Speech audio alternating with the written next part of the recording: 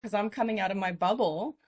He Mhm. did like one of my things on social media, but really what happened to me is I love Mark, but I don't think he had the level of trauma that I and a lot of people have had. So he didn't understand what we needed. And he was like, it's kind of like this love. He's really, really great information. And now that I have shifted my trauma, I can I can expand. So, but what I was noticing is that I kept on tripping over my trauma. And even though I wanted to expand, I kept on being like, I can't do that. I get the concept, I get the logic. I want to see, I want to feel the vision. I want to see happiness. I want to see love. I want to feel happiness. I want to feel love. But for me to feel love, I literally had to do it like 5 seconds at a time.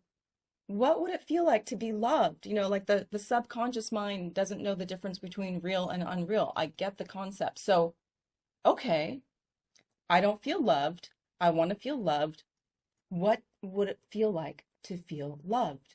And the first time I did that when I was in grad school, I was like literally in my bathtub and I was doing self-inquiry and I was like, what if I was loved? And then I imagined love and I was just like like gushing with so much sorrow for not having felt that love my entire life. Like, what if I was actually loved, and it was so in trauma, that's where it comes. You can't just suddenly, oh, I can see love 100% of the time. It's called titration, where you dip in, you dip out because it becomes emotionally overwhelming. It becomes very difficult. Like all these things that you had created of like, oh, I can't be loved, you know, since 2 years old or birth or 5 years old or whenever it started. It could be like identity level, which is like birth to three.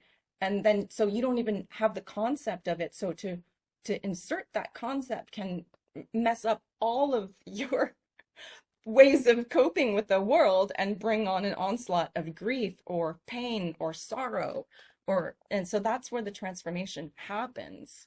Is you can't just have it on the outside and pretend like all this is good when it's not.